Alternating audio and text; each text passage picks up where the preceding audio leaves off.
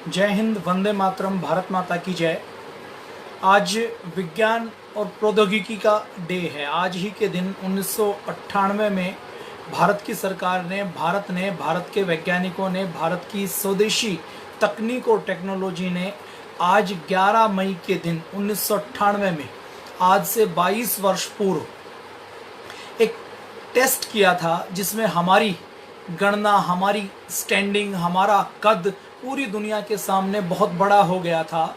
वो परमाणु परीक्षण किया गया, वो परमाणु बम का टेस्टिंग की गई। उस टेस्टिंग ने पूरी दुनिया में भारत को विकासशील देशों से विकसित देशों की पंक्ति में खड़ा करने में बहुत बड़ी मदद की। यद्यपि पूरी तरह से डेवलप कंट्री अभी नहीं है, लेकिन पिछड़े कंट्री से विकासशील और विकासशील देशों में भी अगली पंक्ति में आने का काम इस एक परमाणु टेस्ट ने बहुत बड़े तरीके से किया था।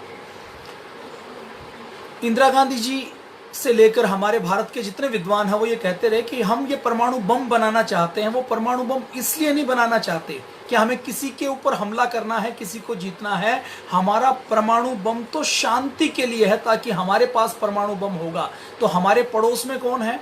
दुष्ट हैं। पड़ोस में दुष्ट पाकिस्तान के रूप में है। वो पाकिस्तान खुद किसी भी सीमा तक नीचे गिर सकता है। हमारे पड़ोस में कौन है?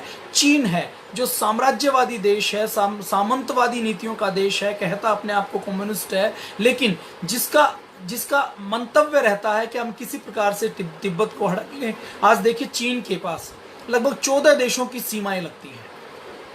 लगभग 6 से 8 ऐसे देश हैं जिनकी समुद्र की सीमाएं लगती हैं।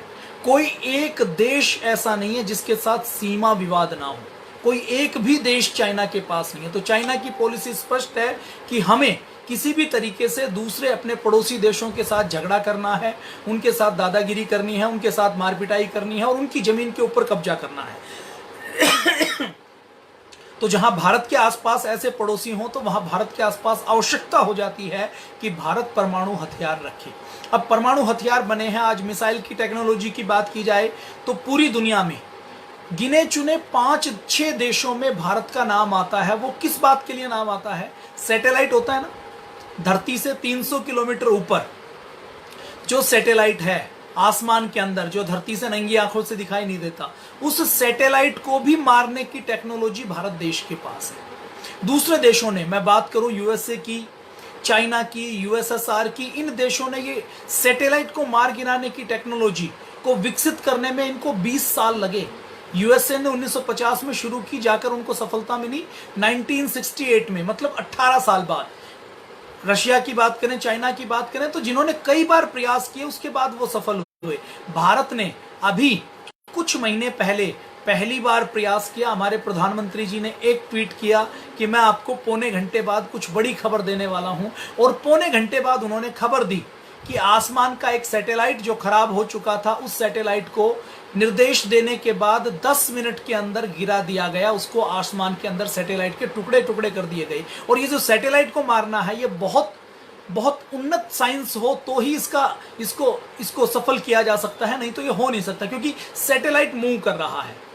सैटेलाइट की पोजीशन के साथ जिस मिसाइल को हम छोड़ेंगे उसकी मिसाइल को मैच करना, उस मिसाइल के अंदर जो उसका विस्फोटक है, जो उसका नेविगेशन सिस्टम है, जो उसकी कंप्यूटराइज प्रणाली है, जो उसकी स्पीड है, वो सारी मैच नहीं करेंगे।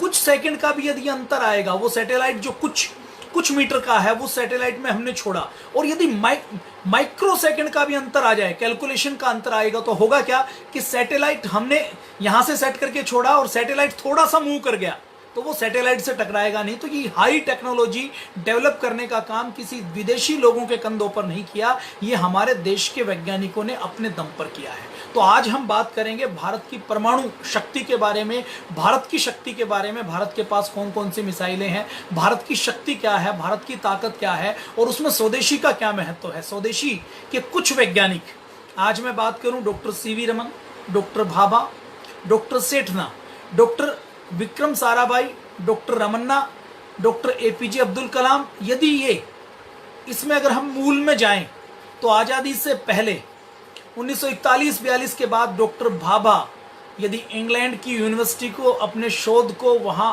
की ऐशो आराम की जिंदगी को ठोकर मारकर बाहर नहीं आते और बाहर आकर वो 1944-45 में Tata institute of fundamental research की स्थापना नहीं करते।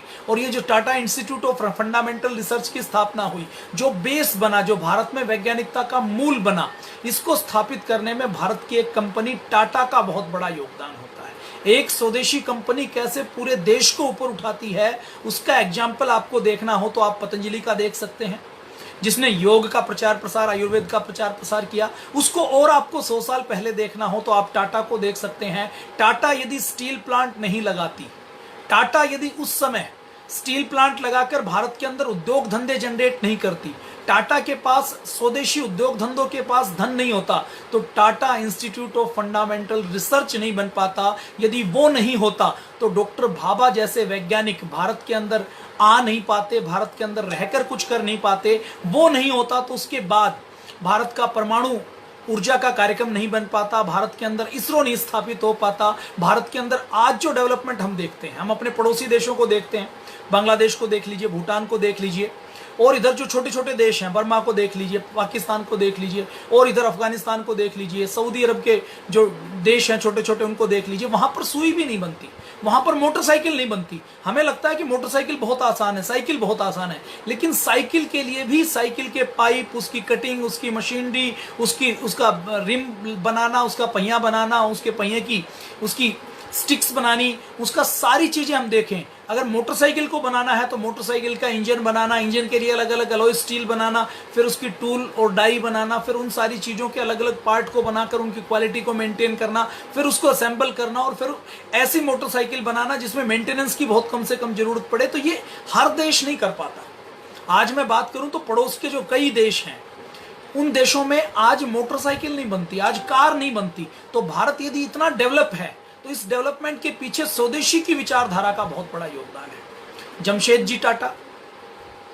टाटा ग्रुप के जो हेड रहे हैं, वो टाटा ग्रुप के हेड, वो विदेश में गए। विदेश में उन्होंने सोचा कि मैं विदेश में काम नहीं करूंगा, भारत में आए, भारत में स्टील का प्लांट लगाया। स्टील का प्लांट लगाकर उस समय 100 साल पहले जमशेदपुर जैसा नगर बसाया, जो आज भी देखते हैं तो ऐसा लगता है कि कितना विकसित और कितनी बड़ी सोच उनकी रही होगी। फिर उन्होंने, जब डॉक्टर भाभा आए, अब डॉक्टर भाभा क्या है? डॉक्टर भाभा पारसी हैं, और ये जो टाटा ग्रुप है इसके संस्थापक कौन है? ये पारसी हैं। पारसी कौन है? ये कुछ लोगों का वो समुदाय है, जब ईरान में वो रहते थे, ईरान में आक्रमणकारी आए, उन्होंने ईरान में पारसी समुदाय को खत्म कर दिया। कुछ जो पारसी समुदाय बचे वो जहाज में बैठकर आए। जहाज में बैठकर आए तो गुजरात के तट पर आए। गुजरात में जामनगर नाम की एक रियासत होती थी, वहां के राजा के पास आए। वहां के राजा के पास आए तो वहां उन्होंने कहा कि आप हमें शरण दे दो। राजा ने एक बर्तन मंगवाया, दूध का भरा हुआ था। उन्होंने कहा कि ये देखो, जैसे बर्तन के अंदर दूध लबालब लब भरा हुआ है, इसके अंदर कोई भी जगह नहीं है, ऐसे ही मेरे राज्य में जगह नहीं है। साफ मना नहीं किया। तो पारसी इतने इतने व्यवहार कुशल थे, इतने अच्छे थे, उन्होंने चीनी मंगवाई और उस चीनी को उस दूध के अंदर घोल दिया, मिठास को, और उन्होंने कहा कि जैसे दूध के अंदर मिठास है जो दिखाई नहीं देती लेकिन महसूस होती है, उसके अंदर रच बस जाती है, उसके अंदर मिक्सअप हो जाती है, ऐसे हम आपके राज्य में रहेंगे। वहां पर उनको शरण दी गई। और छोटा सा समुदाय, 50,000 का समुदाय, केवल 50,000, जिनकी आबादी कम होती है, उससे अधिक अल्पसंख्यक पूरी दुनिया में, पूरे देश में कोई हो नहीं सकता। कोई उदाहरण नहीं हो सकता कि कोई धर्म ऐसा हो सकता अल्पसंख्यक। वो अल्पसंख्यक समुदाय पूरे देश की उन्नति में एक बड़ा योगदान दे रहा है। जो टाटा ग्रुप स्थापित किया, ये पारसी समुदाय ने स्थापित किया। डॉक्टर भाभा ये भी पारसी थे, बचपन में जन्म हुआ, बचपन में चांद तारे देखते रहते थे। पिताजी इनको इंजीनियर बनाना चाहते थे कि इंजीनियर बन जाओगे तो टाटा ग्रुप में आप सेवा करना, वहीं पर किसी फैक्ट्री को संभालना। इन्होंने कहा कि मैं इंजीनियर नहीं बनना चाहता, मुझे तो वैज्ञानिक बनना है। परिवार ने दबाव दिया, इंजीनियरिंग की परीक्षा पास की। उसके बाद कहा कि आपने कहा तो मैंने इंजीनियरिंग की पढ़ाई कर ली, लेकिन मुझे बनना वैज्ञानिक है, तो वैज्ञानिक की पढ़ाई की, वैज्ञानिक बने, भारत के अंदर आए। भारत के अंदर आए तो भारत के अंदर सपना देखा कि भारत को यदि डेवलप कंट्री बनाना है, भारत में ऊर्जा की जरूरतें पूरी करनी है, भारत के अंदर अंग्रेज भारत में केवल क्लर्क पैदा करना चाहते हैं, अंग्रेज भारत के लोगों को केवल सैनिक बनाना चाहते हैं, अंग्रेज नहीं चाहते कि भारत के लोग कभी स्वावलंबी बने। तो उन्होंने सपना देखा कि हम विज्ञान और तकनीकी में पिछड़ गए हैं। देखिए, हमारे पास पुराने जमाने में विज्ञान और तकनीकी बहुत है। हमारे वेद, दर्शन, उपनिषद में एक एक सूत्र में विज्ञान भरा पड़ा है। विज्ञान मतलब विज्ञान के सारे रूप, सामाजिक विज्ञान भी, व्यक्तिगत विज्ञान भी, चिकित्सा विज्ञान भी। लेकिन बीच के इस काल में, जिसको अंधकार काल हम कहें, ये जो 1500-1600 साल का समय रहा चाणक्य चंद्रगुप्त के बाद, 7वीं 8वीं शताब्दी से लेकर आप 18वीं शताब्दी तक का समय की बात करेंगे तो ये अंधकार का काल रहा। तो इस अंधकार के काल में जब भारत का विज्ञान कहीं खो गया था, तो उनका सपना था कि भारत को वैज्ञानिक भारत बनाना है, और उस सपने को लेकर वो भारत में आए। 1946 में, 44-45 में उन्होंने टाटा से बात की। टाटा ने उनको अपना धन दिया, उनको फंडिंग दी और कहा कि आप यहाँ पर लैब बनाइए, रिसर्च इंस्टीट्यूट बनाइए। फिर उन्होंने रिसर्च इंस्टीट्यूट बनाया, और स्वदेशी के रास्ते पर रिसर्च इंस्टीट्यूट बनाने के बाद उन्होंने यहाँ पर ये काम किया। और ये काम करने के बाद ये इस मिसाइल कार्यक्रम का, आज अगर हम सैटेलाइट को हिट कर पाते हैं, तो इसके मूल में किसका योगदान है? इसके मूल में योगदान है डॉक्टर सीवी रमन का, डॉक्टर भाभा का, डॉक्टर विक्रम साराभाई का, डॉक्टर सेठना का, डॉक्टर रमन्ना का, इनका योगदान है। और ये क्यों बने? क्योंकि ये स्वदेश से प्रेम करते हुए विदेशी धरती को, विदेशी लोगों को, विदेशी देश को छोड़कर आए, और उनके मन में कुछ इच्छा थी कि हमें देश के लिए कुछ करना है। अगर इन वैज्ञानिकों के मन में देश को के लिए स्वदेशी की प्रेरणा नहीं होती, तो भारत आज खड़ा नहीं होता। भारत शायद दूसरे देशों के पास एप्लीकेशन लगा रहा होता कि आप हमें कोई मिसाइल दे दीजिए, आप हमें परमाणु बम दे दीजिए। पाकिस्तान पहले परमाणु बम बना लेता, भारत का हो सकता है आज तक ना बनता। तो इसके मूल में भारत के ऋषियों की, भारत की स्वदेशी की वो परंपरा रही। अब हम थोड़ी सी हिस्ट्री की बात करते हैं। देखिए 1947 में भारत आजाद हुआ, और डॉक्टर भाभा का विजन देखिए। डॉक्टर भाभा 1947 में भारत आजाद हो रहा है, 1946 में ही वो कांग्रेस के बड़े लीडर्स से मिलते हैं। उस समय यह क्लियर हो चुका था, नेताजी सुभाष चंद्र बोस की आजाद हिंद सेना ने ऐसी स्थितियां पैदा कर दी थी कि अंग्रेजों को भारत देश को छोड़कर जाना पड़ेगा सेकेंड वर्ल्ड वॉर के बाद। और अंग्रेजों ने भी बातचीत करनी शुरू कर दी थी कि अब पावर ट्रांसफर करेंगे, हमें तो भारत छोड़कर जाना है। तो डॉक्टर भाभा ने उस समय जो कांग्रेस के बड़े नेता थे, महात्मा गांधी से लेकर सरदार वल्लभ भाई पटेल से लेकर जवाहरलाल नेहरू से लेकर, उनसे बातचीत करनी शुरू कर दी कि हमें भी परमाणु ऊर्जा का प्रयोग करना है। देखिए नया नया क्या होता है, 6 अगस्त को 9 अगस्त को नागासाकी और हिरोशिमा में बम गिराया जाता है। नागासाकी और हिरोशिमा में जो बम गिराया जाता है, सेकेंड वर्ल्ड वॉर का अंत हो जाता है। 1945 में ये सारा कार्यक्रम होता है, और जब ये बम गिराया जाता है तो सबसे पहले लोगों को पता लगता है कि ये परमाणु नाम की, न्यूक्लियर एनर्जी के नाम की भी कोई एनर्जी है। अब ये एनर्जी कैसी है, आप इसको देखिए। 1 किलो यदि हम परमाणु बम का विस्फोट करते हैं, तो उस 1 किलो परमाणु बम के विस्फोट में इतनी ताकत होती है, आप अंदाजा लगाइए। मैं आपको एक कंपैरिजन की ताकत देता हूं कि 100 किलो परमाणु अगर हम यूरेनियम का विस्फोट करते हैं, परमाणु बम का विस्फोट करते हैं, तो वो 20,000 टन, मतलब 20,000 के आगे 3 जीरो और लगा दीजिए आप, 200 लाख टन बारूद फटता है। 200 lakh kilo, sorry, 20,000 ton, 200 lakh kilo बारूद। यदि देखिए आप, एक ट्रक में यदि 20 किलो आता है, तो आप ऐसे आप समझ लीजिए कि 20 किलो यदि आता है एक ट्रक में, तो ऐसे 10,000 ट्रक लाइन में खड़े हों, उनमें आग लगाई जाए, उससे जो विस्फोट होगा उतना केवल 100 किलो के परमाणु बम से हो सकता है। तो आप इसको ऐसे कैलकुलेशन कर लीजिए। आप और हम वैज्ञानिक नहीं है, लेकिन मोटी मोटी भाषा में जब हम विजुअलाइजेशन करते हैं तो समझ जाते हैं कि ये मामला क्या है। तो ऐसी शक्ति कोई है, डॉक्टर भाभा को पता लगा, डॉक्टर भाभा ने उसके ऊपर रिसर्च करनी शुरू की, और उन्होंने उस समय पहचान लिया था कि यदि भारत को विकसित भारत बनाना है, भारत को मजबूत भारत बनाना है, तो इस शक्ति का हमें प्रयोग करना पड़ेगा। तो 1946 में कांग्रेस के नेताओं से मिल लेते हैं, और मिलने के बाद योजना पर काम शुरू हो जाता है। 1947 में जैसे ही भारत को आजादी मिलती है, अब डॉक्टर भाभा का व्यक्तित्व तो इतना अच्छा है कि वो यदि विदेश में रहते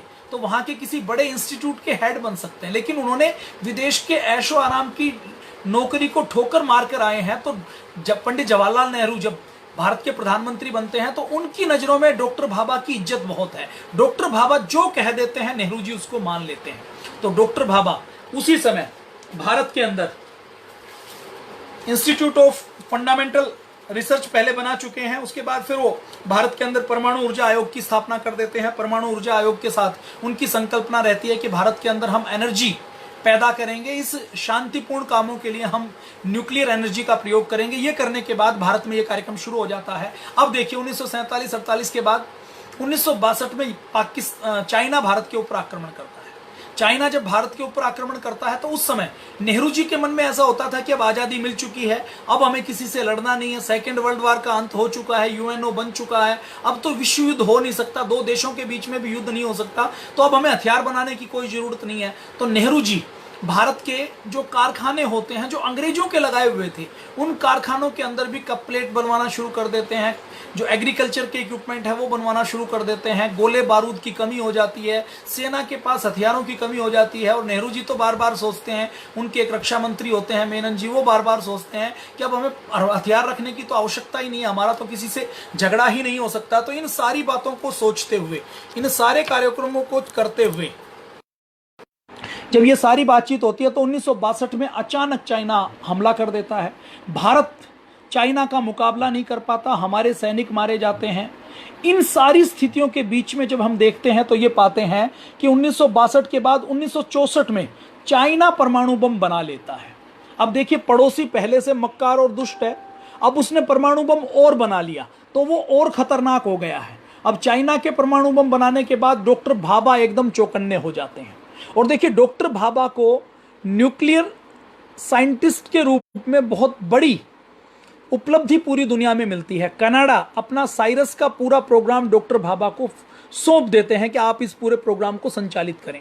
परमाणु के बारे में जो वर्ल्ड लेवल के ऊपर कॉन्फ्रेंस होती है ना, कमेटियां बनती हैं, उसमें डॉक्टर भाभा उसको हेड करने का काम करते हैं। इतना बड़ा रुतबा उनका होता है। जब 1962 का युद्ध होता है, 1962 के युद्ध में चाइना की हम टक्कर नहीं ले पाते, जो 1964 में चाइना परमाणु बम बना लेता है, 1965 में पाकिस्तान फिर हमारे ऊपर हमला कर देता है, तो 1965 के पाकिस्तान के युद्ध के बाद डॉक्टर भाभा और भारत के टॉप लीडर्स ये सोचते हैं कि अब तो हमें कुछ करना पड़ेगा। और डॉक्टर भाभा एक दिन खुलेआम ये अनाउंस कर देते हैं कि यदि सरकार कहे तो मैं 8 महीने के अंदर परमाणु बम बना सकता हूं। अब ये कहते ही यूएसए के काम खड़े हो जाते हैं। उस समय तक आप देखिए, 1965-66 तक परमाणु बम किसके पास है? यूएसए के पास है, यूके के पास है, रशिया के पास है, फ्रांस के पास है और चीन के पास है। केवल इन 5 देशों के पास परमाणु बम है, इसके अलावा और किसी के पास परमाणु बम नहीं है। अब डॉक्टर भाभा जैसे ही ये कहते हैं कि मैं 8 महीने के अंदर परमाणु बम बना सकता हूं, तो यूएसए के कान खड़े हो जाते हैं। और उस समय का यूएसए भारत का सपोर्ट करने वाला नहीं है, क्योंकि हमारा झुकाव उस समय रशिया की साइड था। तो यूएसए एक तरीके से हमसे बहुत दूरी के ऊपर है, आज की स्थितियां नहीं है। और मैं आपको 80, 90, 2000 के दशक तक की बात करूं तो यूएसए का झुकाव आईएसआई की ओर, सीआईए और आईएसआई के बीच में जुगलबंदी ज्यादा थी। भारत को वो दूरी की नजर से देखते थे। जब अफगानिस्तान के अंदर यूएसए ऑपरेशन करने के लिए आता है तो अफगानिस्तान में सफल होने के लिए, अपना काम निकालने के लिए यूएसए की सीआईए, यूएसए की मिलिट्री पाकिस्तान को पोषण देने का काम करते हैं। देखिए, ना चीन अच्छा है ना यूएसए अच्छा है, अच्छी हमारी स्वदेशी ताकत है। हमारे पास जो हमारी ताकत है वो हमारे काम आती है। परम पूज्य स्वामी जी महाराज बार बार कहते हैं, और हमारे जो पूज्य स्वामी जी महाराज के भी गुरुजी, बड़े गुरुजी हैं, वो कहते हैं कि खाया हुआ अपना नहीं होता, पचाया हुआ अपना होता है। हमारे पास काजू बादाम रखे हैं, हमारे पास स्वर्ण भस्म रखी है, लेकिन हमारे अंदर का सिस्टम ठीक नहीं है, तो वो स्वर्ण भस्म भी किसी काम की नहीं है। तो ये यूएसए अच्छा नहीं है, चाइना अच्छा नहीं है। तो इन सारी स्थितियों के बीच में 1965-66 में जैसे ही ये कहते ही यूएसए के कान खड़े हो जाते हैं। उसके बाद वो एक इंटरनेशनल कॉन्फ्रेंस में भाग लेने के लिए डॉक्टर भाभा जाते हैं। अब डॉक्टर भाभा जैसे ही इंटरनेशनल कॉन्फ्रेंस में भाग लेने के लिए स्विट्जरलैंड के अंदर जाते हैं, स्विट्जरलैंड के अंदर जब वो कॉन्फ्रेंस में भाग लेते हैं, तो भाग लेते हुए जब वो वापस आते हैं तो वियना और स्विट्जरलैंड के बॉर्डर के ऊपर आल्प्स के जो पहाड़ हैं, उनके ऊपर उनके विमान के अंदर, बोइंग विमान के अंदर विस्फोट हो जाता है। ये पता लगता है कि बोइंग विमान के अंदर पता नहीं क्या मौसम की खराबी थी या क्या थी, उसका कोई ब्लैक बॉक्स नहीं मिलता, उसकी कोई जानकारी नहीं मिलती। और ये सब होने के बाद आप देखिए, विस्फोट होने के बाद डॉक्टर भाभा मारे जाते हैं। अगर डॉक्टर भाभा मारे नहीं जाते, देखिए हमारा पहला परमाणु विस्फोट कब हुआ? 1974 में हुआ। डॉक्टर भाभा ने कब कह दिया? 1966 से पहले कह दिया। 1966 में उनका देहांत हुआ। 1966 के देहांत से वो और 1965 के युद्ध के बीच में वो घोषणा करते हैं, सरेआम घोषणा करते हैं कि मुझे सरकार कहे, मुझे हमारे देश के प्रधानमंत्री कहें तो मैं 8 महीने के अंदर परमाणु बम बना सकता हूं। और ये टेक्नोलॉजी उस समय कितनी बड़ी है, आप अंदाजा लगाइए कि 5 देशों के अलावा और किसी के पास कोई बम नहीं है, और कोई देश सोच भी नहीं सकता कि कैसे इसका बम बना सकते हैं। लेकिन डॉक्टर भाभा सरेआम इसका अनाउंसमेंट करते हैं। तो भारत के विज्ञान में, भारत की तकनीकी में, भारत की स्वदेशी की ताकत कितनी है उसको आप देख लीजिए। अब ये होने के बाद डॉक्टर भाभा की वहां पर रहस्यमय मृत्यु हो जाती है। कुछ पता नहीं लगता कि हुआ क्या। अभी 4-5 साल पहले CIA के एजेंट ने, एक एजेंट जो उस मिशन के ऊपर लगा हुआ था, उसने बताया है, स्वीकार किया है, आप चाहें तो इसके डॉक्यूमेंट्स मिल जाएंगे। उसमें उन्होंने सीधे सीधे कहा है कि जो बोइंग डॉक्टर भाभा को लेकर उड़ा था, उस बोइंग के कार्गो में बम प्लांट करने का काम CIA ने किया था। मतलब डॉक्टर भाभा की मृत्यु नेचुरल नहीं हुई, कोई हादसा नहीं था, वो एक तरीके से प्री प्लान उनका मर्डर था जो CIA ने किया था, जो USA ने किया था, ताकि भारत परमाणु बम नहीं बना सके। अब लाल बहादुर शास्त्री जी के बाद प्रधानमंत्री बनती हैं इंदिरा गांधी जी। अब इंदिरा गांधी जी प्रधानमंत्री बनती हैं। 1971 में फिर पाकिस्तान के साथ युद्ध होता है। अब 1971 में पाकिस्तान के साथ युद्ध होता है, डॉक्टर भाभा चले जाते हैं 1966 में। अब डॉक्टर भाभा चले जाते हैं तो डॉक्टर भाभा के बाद डॉक्टर विक्रम साराभाई आते हैं। उनके बाद जो दूसरी पीढ़ी है, वो दूसरी पीढ़ी आती है राजा रमन्ना की, डॉक्टर चिदम्बरम की। जब इनकी ये पीढ़ी आती है और ये कार्यक्रम, ये इस पीढ़ी में डॉक्टर विक्रम साराभाई फिर डॉक्टर भाभा जी के कार्य को आगे बढ़ाते हैं। और 1971 में जब पाकिस्तान का युद्ध होता है, पाकिस्तान के 2 टुकड़े हो जाते हैं, तो इंदिरा गांधी भी सोचती है कि हमें अपनी ताकत को मजबूत बनाना पड़ेगा। हमारे पास चाइना जैसा दुश्मन है जिसके पास परमाणु बम है और जिसकी कोई इंटीग्रिटी नहीं है। 1971 में भी चाइना पाकिस्तान के साथ खड़ा होने वाला था। वो तो हिंद महासागर में हमारी नेवी की ताकत बड़ी थी, तो चाइना की मलक्का की खाड़ी को हमने ब्लॉक कर दिया था, तो चाइना को मन मसोस कर रहना पड़ा था। तो उसके बाद 1972 में इंदिरा गांधी जी एक बार हमारे वैज्ञानिक रिसर्च सेंटर में जाती हैं। तो वहाँ पर हमारे देश के वैज्ञानिक उनको मॉडल दिखाते हैं लकड़ी का, कि आप कहें तो हम थोड़े समय के अंदर परमाणु बम बना सकते हैं। लकड़ी का मॉडल उनको डिस्प्ले किया जाता है कि परमाणु बम ऐसे काम करता है, ऐसे बनता है, और आप कहें तो हमारे पास इतनी टेक्नोलॉजी है कि हम परमाणु बम बना सकते हैं। अब इंदिरा गांधी उनको कह देती है। उनको कहने के बाद 1974 में पहली बार बुद्ध मुस्कुराए के नाम से परमाणु बम का विस्फोट किया जाता है। परमाणु बम का विस्फोट किया जाता है तो पूरी दुनिया में तहलका मच जाता है कि भारत ने ये क्या किया।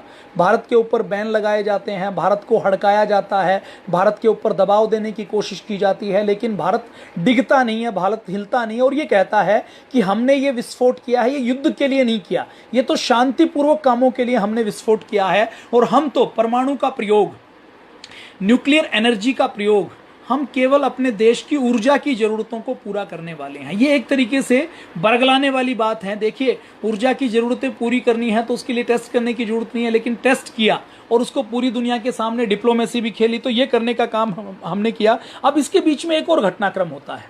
1965-66 में जैसे ही डॉक्टर भाभा ये कहते हैं कि हम परमाणु बम बना सकते हैं, तो USA के इन सब के कान खड़े हो जाते हैं। तो 1968 में वो एक संधि लाते हैं। वो कहते हैं कि 5 देश, UK, USA, रशिया, चीन और फ्रांस, हम 5 देशों के पास परमाणु बम है।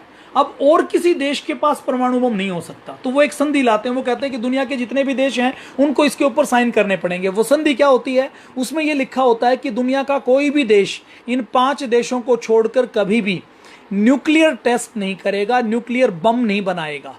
अब भारत के पास भी उस संधि के लिए दबाव आता है, तो भारत उनसे पूछता है कि ठीक है, हम कभी न्यूक्लियर टेस्ट नहीं करेंगे, न्यूक्लियर बम भी नहीं बनाएंगे, लेकिन आपके पास जो बम है, क्या आप उन सारे बम को खत्म कर देंगे? क्या चाइना जो हमारे पड़ोस में बैठा हुआ है वो सारे अपने बम को डिस्ट्रॉय कर देगा? तो इसका उत्तर मिलता है कि ये 5 देश, ये तो एक तरीके से पूरी दुनिया में दादागिरी करने का काम करेंगे। ये अपने कोई भी बम नष्ट करने वाले नहीं है, हटाने वाले नहीं है। आपको इसके ऊपर जबरदस्ती साइन करने पड़ेंगे, ये हमारी दादागिरी है। तो भारत इसको मना कर देता है कि मैं इसके ऐसी किसी संधि के ऊपर साइन नहीं करूंगा। और 1968 में जब ये संधि का दबाव आता है तो उसका मना कर देता है। 1974 में परमाणु बम का विस्फोट करता है। परमाणु बम का विस्फोट करने के बाद उस समय विस्फोट होने के बाद भारत की स्थिति और दूसरे देशों के मुकाबले काफ़ी मजबूत हो जाती है। भारत के साइंटिस्ट के अंदर भी हौसला आ जाता है और भारत के अंदर ये हो जाता है। Doctor Bhabha, doctor CV Raman, डॉक्टर राजा रमन्ना और डॉक्टर भाभा के बाद अगली पीढ़ी आती है डॉक्टर विक्रम साराभाई। अब डॉक्टर भाभा और क्या करते हैं? डॉक्टर भाभा जब खुद विदेश से आते हैं तो अकेले नहीं आते, वो विदेश में बसे वैज्ञानिकों से आह्वान करते हैं कि आपकी नसों में भारत माता का कर्ज है, आपने भारत में जन्म लिया है, भारत में आपने पहले पढ़ाई की है, आज आप विदेश में आ गए हैं, भारत देश आज़ाद हो चुका है और आज़ादी के बाद हमारा दायित्व है हम भारत को खड़ा करें, भारत को बड़ा बनाएं। और इन सारे कार्यों को करते करते वो दूसरे लोगों को, वैज्ञानिकों को प्रेरित करते हैं कि आप अपने विदेश की नौकरी छोड़कर भारत में आ जाइए और भारत को ऊपर उठाने का, भारत की डेवलपमेंट का हमें काम करना है। तो उनके आह्वान पर डॉक्टर विक्रम साराभाई आते हैं, डॉक्टर सेठना आते हैं, ऐसे बहुत से लगभग 200 के करीब वैज्ञानिक विदेश से अपनी नौकरी छोड़कर देश में आते हैं। और ये जो लगभग 200 के करीब वैज्ञानिक उस समय 1950 के दशक में अपने देश में आते हैं, तो ये अलग अलग फील्ड में, इसरो, चंद्रयान छोड़ना, मंगलयान छोड़ना, परमाणु बम बनाना, मिसाइल बनाना, ये तो एक पक्ष है। इसके अलावा चाहे वो हरित क्रांति की बात हो, चाहे अलग अलग डैम बनाने की बात हो, बांध बनाने की बात हो, विज्ञान और टेक्नोलॉजी के अंदर देश को ऊपर उठाने की बात हो, हमारे जो BHEL जैसे जो हमारे सार्वजनिक उपक्रम लगे हुए हैं इनको संभालने की बात हो, तो वो जो वैज्ञानिक बाहर से आए, उन्होंने बाहर से आकर देश की तरक्की के अंदर, देश के विकास में और देश के स्वदेशी के मॉडल में बहुत बड़ा योगदान दिया। अब ये सारा कार्यक्रम हो जाता है, तो अब देखिए ये पीढ़ी कैसे ट्रांसफर होती है। डॉक्टर भाभा आते हैं, तो डॉक्टर भाभा किसको तैयार करते हैं? डॉक्टर विक्रम साराभाई को तैयार करते हैं। अब डॉक्टर विक्रम साराभाई किसको तैयार करते हैं? डॉक्टर विक्रम साराभाई आगे अगली पीढ़ी में डॉक्टर APJ अब्दुल कलाम को तैयार करते हैं। डॉक्टर APJ अब्दुल कलाम की ताकत को, उनकी वैज्ञानिक शक्ति को पहचानते हैं। डॉक्टर APJ अब्दुल कलाम जब इंटरव्यू देने के लिए जाते हैं, तो इंटरव्यू देने के लिए जब जाते हैं तो उनकी वो सिलेक्शन में पास नहीं हो पाते, लेकिन फिर भी जो सीनियर साइंटिस्ट हैं वो उनकी प्रतिभा को पहचान लेते हैं और वो कहते हैं कि नहीं ठीक है, इनको तो रखना, इनको तो एक मौका जरूर देना है। तो ऐसे ये एक पीढ़ी के बाद दूसरी पीढ़ी, तीसरी पीढ़ी बनती है। इसके बाद जब 1974 में परमाणु बम का हम परीक्षण कर लेते हैं, तो वो एक तरीके से ऐसा परीक्षण था, उससे तत्काल हम परमाणु बम नहीं बना सकते। लेकिन 1974 के परीक्षण के बाद क्या हुआ कि पूरी दुनिया ने भारत के ऊपर प्रतिबंध लगा दिया। भारत को जो यूरेनियम मिलता था, जो चीज़ें मिलती थी, जो टेक्नोलॉजी मिलती थी, वो मिलनी बंद हो गई। और उसके बाद 10, 15, 20 सालों तक भारत के वैज्ञानिक लगे रहे कि हमें अपने अंदर इन हाउस सारी टेक्नोलॉजी डेवलप करनी है। अब 1994 में नरसिम्हा राव की सरकार आती है। जब नरसिम्हा राव की सरकार आती है तो नरसिम्हा राव जी प्रयास करते हैं। देखिए 2 काम नरसिम्हा राव जी ने बड़े अच्छे किए।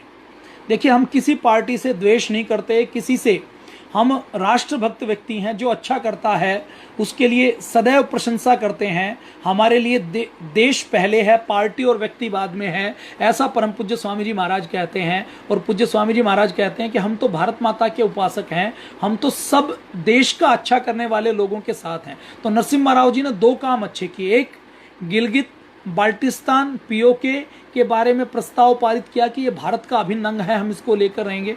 दूसरा काम उन्होंने क्या किया? दूसरा काम उन्होंने अपने वैज्ञानिकों को तैयार किया कि तैयारी करो परमाणु बम का विस्फोट करना। देखिए पहला जो विस्फोट था वो एक तरीके का प्राइमरी विस्फोट था।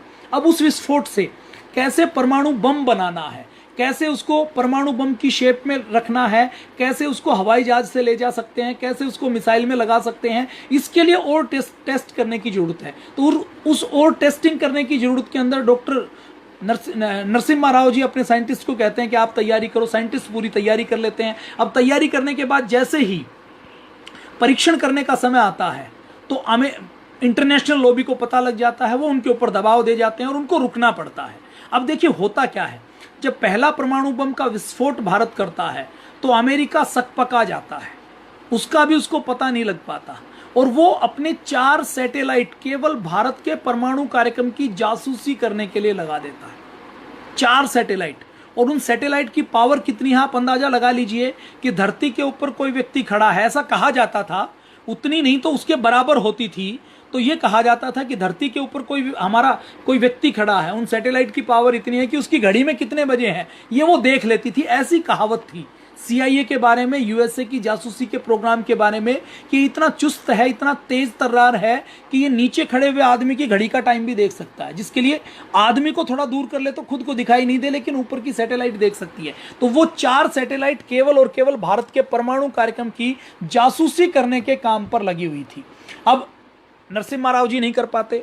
अब 1998 में फरवरी में डॉक्टर वाजपेयी, अटल बिहारी वाजपेयी जी की सरकार आती है। अब उनका एक ही संकल्प होता है कि हमें भारत को शक्ति संपन्न बनाना है। हम कई युद्ध झेल चुके हैं, हम और युद्ध नहीं झेलना चाहते। और देखिए, शक्ति इसलिए नहीं होती कि शक्ति को लेकर हम किसी के ऊपर अत्याचार करेंगे। शक्ति इसलिए भी होती है कि हम शक्तिशाली होंगे, और शक्तिशाली होने के बाद हम शांति की बात करते हैं तो पड़ोसी सुनता है। हम यदि कमजोर हैं और कमजोर होने के बाद शांति की बात करते हैं तो वो शांति की वार्ता नहीं होती, वो कायरता की बात होती है कि हमारे अंदर हिम्मत नहीं है। क्षमा वही कर सकता है, माफी वही दे सकता है जिसके अंदर शक्ति हो। जो शक्तिशाली नहीं है उसके ऊपर दूसरा व्यक्ति कुछ अत्याचार करता है, पाप करता है, पिटाई करता है, उसको नीचे दबाता है और वो उत्तर नहीं दे पाता, तो ये उसका क्षमा करना नहीं है, ये उसकी कायरता है, उसकी दुर्बलता है, उसकी कमजोरी है। तो उनका ये मानना था कि हमें भारत को कमजोर नहीं होना। और वो आते ही शपथ नहीं ली, शपथ लेने से पहले ही डॉक्टर APJ अब्दुल कलाम को बुलाते हैं, और डॉक्टर APJ अब्दुल कलाम को बुलाकर वो कहते हैं कि मैं आपको मंत्री बनाना चाहता हूँ। तो डॉक्टर कलाम कहते हैं कि मैं मंत्री नहीं बनना चाहता। फिर अटल बिहारी वाजपेयी जी शपथ लेते हैं, और शपथ 18 मार्च 1998 को जैसे ही लेते हैं तो वो कहते हैं सबसे पहले मुझे कौन सा काम करना है, सबसे पहले परमाणु बम का विस्फोट करना है। वो साइंटिस्ट को बुला लेते हैं, साइंटिस्ट को बुलाकर चर्चा करनी शुरू कर देते हैं कि परमाणु बम का विस्फोट करना हो तो कितने दिन में कर सकते हैं। अब नरसिम्हा राव ने तैयारी करवाई हुई है पूरी, नरसिम्हा राव की तैयारी को दोबारा से रिफ्रेश करना है, तो वैज्ञानिक कहते हैं कि जब आप कहें तब हम कर सकते हैं, 10 दिन के अंदर कर सकते हैं, 20 दिन के अंदर कर सकते हैं। तो अब